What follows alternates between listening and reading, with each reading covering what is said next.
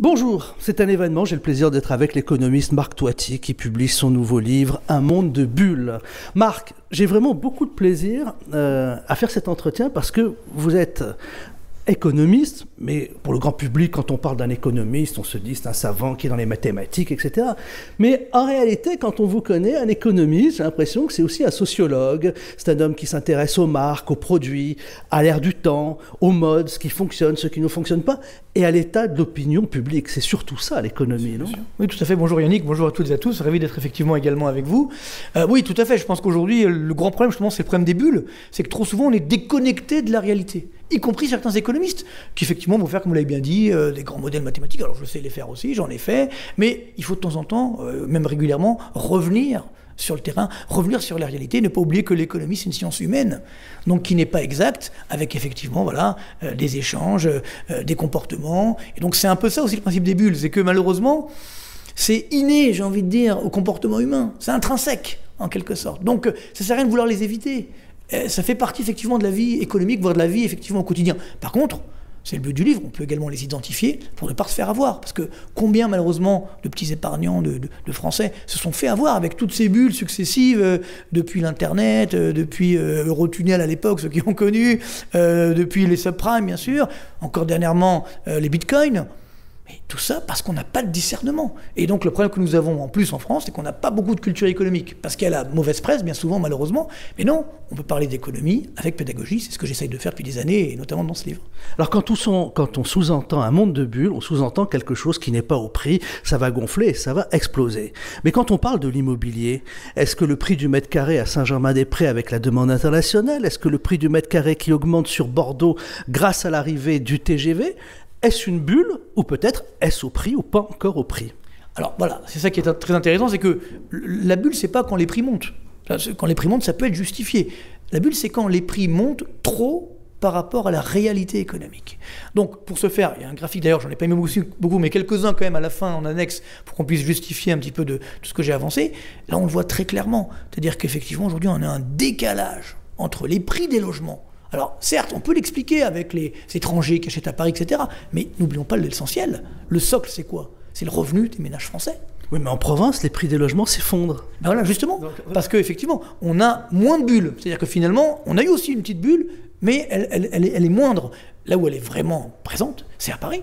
On a effectivement un phénomène incroyable. Les bords de mer en France. Bords de mer, voilà. Il y a certains, on va dire certaines localités, ou certains micro-marchés où effectivement on a des bulles qui s'enflamment. Alors, encore une fois, je pense que l'immobilier, pour moi, c'est la bulle la moins grave dans la mesure où, enfin, ça dépend, il ne faut pas aller trop loin non plus, parce que si ça explose, ça peut faire mal, mais globalement, même si les prix ont baissé, tant qu'on n'a pas vendu, on n'a pas perdu, et puis surtout, c'est un bien qui nous reste. Donc, par exemple, je conseille aux locataires, ils peuvent encore acheter leur logement, sauf que les taux d'intérêt sont bas, ça ne va pas durer.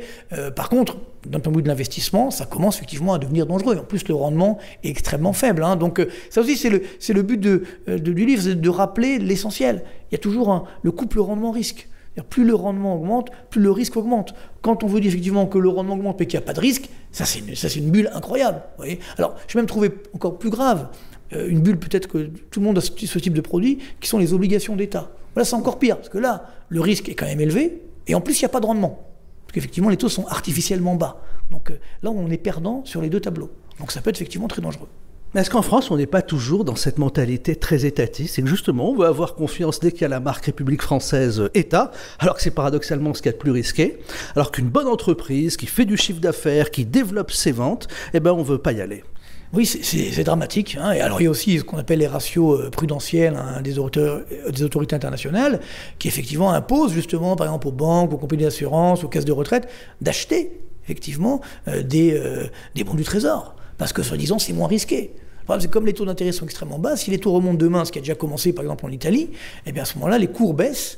Et donc, on fait des moins-values si on doit vendre. Donc, ça peut être, là aussi, très dangereux. Donc, là aussi, il faut sensibiliser le grand public. Attention, c'est pas parce qu'il y a effectivement la République française que tout va bien dans le meilleur du monde. Il y a également des dangers.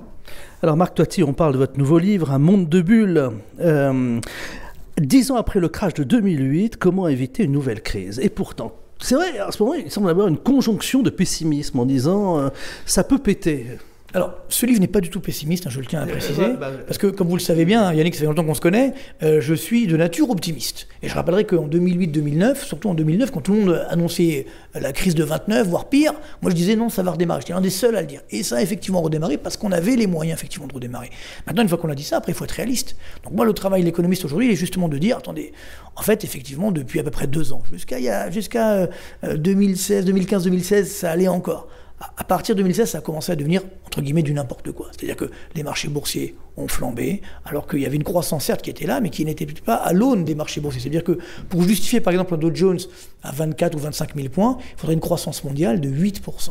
Or, on est à 3, ce qui est bien. C'est pas la récession, mais c'est pas 8. Donc, il faut revenir. Et encore une fois, le dégonflement de bulles n'est pas dangereux. Parce qu'au contraire, ça permet d'assainir le marché, de crédibiliser le marché, et même de solvabiliser la demande. C'est-à-dire que, par exemple, les cours de l'immobilier, vous avez des prix qui vont baisser, certains ménages qui ne peuvent pas aujourd'hui accéder à la propriété vont pouvoir acheter. Vous voyez, donc c'est pas forcément une mauvaise nouvelle que cette bulle se dégonfle. Par contre, là où ça devient dangereux, c'est quand il y a plusieurs bulles en même temps, comme aujourd'hui. Il y a la bourse, les dettes publiques, les dettes privées également, un peu l'immobilier. Si tout explose en même temps, alors là, comment va-t-on faire pour relancer la machine ? Parlons de notre pays, la France quand même, Marc Toiti. Les dépenses publiques, elles ne baissent pas. Les impôts ne baissent pas. Les taxes diverses, contraventions, tout augmente. Les gens n'ont plus de plaisir à la vie. On a pu le voir cet été, par exemple, dans une station balnéaire, les commerçants et restaurateurs me disaient, je vais employer cette expression un peu jeune, les gens ne kiffent plus la vie, donc ils n'ont plus envie de s'amuser. Ça, c'est pas bien. Ils ne dépensent pas. Ça, c'est pas bien. Justement, d'ailleurs, une des théories du livre, c'est de dire carpe diem. C'est-à-dire, effectivement, justement, comme il va y avoir des crises au début, il faut en profiter de la vie. Éclatez-vous, quoi. Voilà. Oui, enfin, bon, dans certaines mesures. Chacun, selon son âge, ses moyens. Sans excès non plus, évidemment. Mais ce que je veux dire par là, c'est que le vrai problème, on l'a vu par exemple avec l'effet Coupe du Monde. La France a gagné la Coupe du Monde, ça aurait pu générer un effet de confiance énorme. Rien. Parce qu'effectivement, le principal enjeu, c'est quoi ? Eh bien, c'est d'avoir de la croissance, d'avoir un chômage qui baisse. Or, si ce n'est pas le cas, effectivement, aujourd'hui, malheureusement, on le voit, eh bien, comment vous voulez être confiant ? Je rappellerai, quand l'Espagne, par exemple, gagnait toutes les Coupes du Monde, les Coupes d'Europe, etc., comme elle n'avait pas une économie qui était atone, qui était en crise, les gens n'avaient pas confiance. Donc, le problème, il est là. Numéro 1, c'est d'avoir effectivement de la croissance, une économie dynamique, d'avoir de l'emploi, donc un chômage qui baisse, et derrière d'avoir des perspectives. Ce qui m'inquiète beaucoup, ce sont les perspectives. Aujourd'hui, malheureusement, les jeunes, moi je suis enseignant, donc à Sciences Po et autres, globalement, ils se demandent où va-t-on pouvoir réussir. Alors il dit peut-être que je vais aller à l'étranger. C'est dommage. C'est dommage pour la France, qui est un pays exceptionnel. La France est un pays exceptionnel, est un pays formidable. Et on est en train de tout gâcher. Et c'est vrai qu'on a eu beaucoup d'espoir, effectivement, dans la politique de Macron. Moi, j'étais un petit peu circonspect au départ, et malheureusement, j'ai eu raison, puisque, on le voit, le budget 2018, on augmente les dépenses publiques, on augmente les impôts, on ne les baisse pas. C'est dommage, c'est dommage. Et sachant qu'on a mis énormément d'espoir en Macron, y compris à l'étranger, et malheureusement, aujourd'hui, ça n'a pas été suivi d'effet. Oui. Qu'aurait-il fallu faire ? Est-ce que Macron aurait dû, finalement, il avait cette image chez certains libéraux de Pompidou du XXIe siècle, et Pompidou avait cette phrase célèbre, « Arrêtez d'emmerder les Français ». Est-ce que Macron aurait dû taper du poing sur la table et dire à tous ces énarques, « Arrêtez d'emmerder les Français ». Moi, je l'ai conseillé à Macron avant qu'il soit président, bien sûr. Je lui ai dit, on fait une émission, un débat une fois, je lui avais dit, la première mesure à prendre, c'est baisser les impôts. Pour tous. Les entreprises, les ménages, et pas on baisse d'un côté, on monte de l'autre, comme il a fait. Et d'ailleurs, moi, j'étais pour une baisse de la CSG, il a monté. Erreur dramatique. Et ça, depuis le début, je lui dis. Donc, après, effectivement, ils sont dans une sorte de corner, ils ont une idée entre guillemets, parce qu'ils ne veulent pas baisser la dépense publique. Donc, ils ne peuvent pas baisser les impôts. Et je rappellerai 2 chiffres très, très simples. C'est que dans les années 60, on avait un taux de prélèvement obligatoire, les impôts, les taxes, tout compris, qui était à peu près 30% du PIB. Pas grand, ça fait rêver. Et on avait 5% de croissance par an. Vous voyez, tous les ans, pendant 10 ans, et sur longue période. Après, dans les années 80, on est monté à 40%. Et on avait une croissance qui est tombée à moins de 2%. Et là, aujourd'hui, on est donc à 45,4% de taux de prélèvement obligatoire. Chiffre de 2017. On avait en 2018, ce sera plus, mais bon, admettons. Et pourtant, on a une croissance en moyenne sur 10 ans de 0,8%. Un plus bas historique. Donc, c'est la preuve que si vous maintenez le niveau de fiscalité aussi élevé, la croissance baisse. Et d'ailleurs, il y a une autre preuve. c'est l'ami Trump. Alors il y a un chapitre dans le livre où je dis un Trump, une bulle, ça Trump énormément, effectivement. C'est un jeu de mots. Parce que Trump, il nous a, entre guillemets, finalement surpris. Non, il a fait du Ronald Reagan. Oui, voilà, c'est ce que je dis dans le livre. Est-ce que c'est le nouveau Reagan? Mais surtout, il a pris un pari énorme. C'est de baisser les impôts, massivement. Et ça a marché puisque ça a restauré la croissance. En fait, il a fait tout simplement, voilà, notamment sur l'impôt sur les sociétés, pour les ramener bientôt à 15%, pour dire, voilà, ça ne sert plus à rien d'aller en Irlande, vous avez un taux d'imposition à 15%. Ça fait rêver, comprenez? Donc ça, c'est des mesures simples, c'est pas des usines à gaz, etc. On vous baisse l'impôt sur les sociétés à 15%, on baisse le taux de CSG de 3 points, tout le monde est gagnant. Vous voyez, et ça, malheureusement, on n'y arrive pas. Donc, j'ai beau le dire, j'ai encore dit à Bruno Le Maire dernièrement, et qui a une bonne volonté, qui a envie de le faire, mais bon, qui ne peut pas non plus tout faire.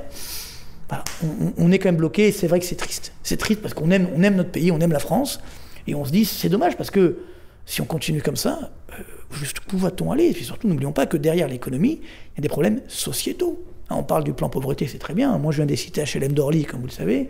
Je m'en suis sorti, mais pour combien qui sont restés? Et aujourd'hui, c'est encore pire. On a un taux de chômage de 60% dans les cités. Est-ce que c'est parce qu'on va accompagner les enfants à l'école que ça va changer grand-chose? Il faut être sérieux. Vous voyez, donc, avant, plutôt, c'est bien de donner des aides. Déjà, on ne sait pas comment on va les financer. Non, mais il faut générer de la croissance forte, de l'emploi, et là, vous allez lutter contre la pauvreté. Marc Toiti, sur ce livre, Un monde de bulles, c'est pas Madame Irma, Marc Toiti, qui va vous dire, après avoir lu ce livre, voilà ce que vous devez faire de votre argent et vous allez gagner tant.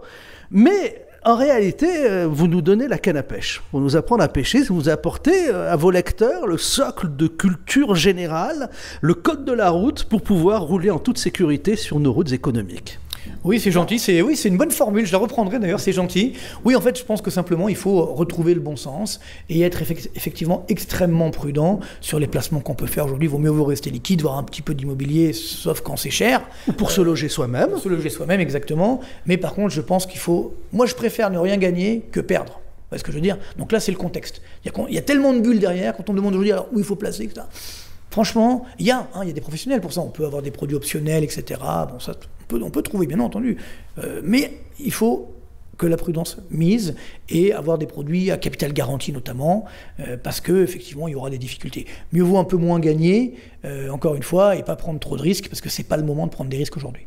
Enfin, j'ai une dernière question. Est-ce que nos compatriotes, la plupart des cas, n'ont pas parfois tendance à être dans le culte de l'irresponsabilité, de la même façon qu'on est élevé dans le culte de tout attendre de l'État? En matière économique, on veut jouer les Ponce Pilate à longueur de temps, c'est-à-dire conseillez-moi, et pas se cultiver. Les Français, vous avez vu une étude, je parle sous votre contrôle, Marc Toiti, ont le niveau de culture économique l'un des plus bas des pays industrialisés. Oui, tout à fait, tout à fait. Alors, c'est pour ça que je fais ces livres. Alors, ils marchent très bien pour l'instant, donc j'espère que ça va... Oui, numéro 1 à catégorie des ventes en livret économique. Sur Amazon, effectivement, mais je veux dire, globalement, le vrai enjeu, c'est d'avoir aujourd'hui cette culture économique. Et donc, c'est vrai que quand on se balade un peu dans le monde, et notamment dans le monde émergent, on est très surpris de voir finalement qu'il y a une culture économique.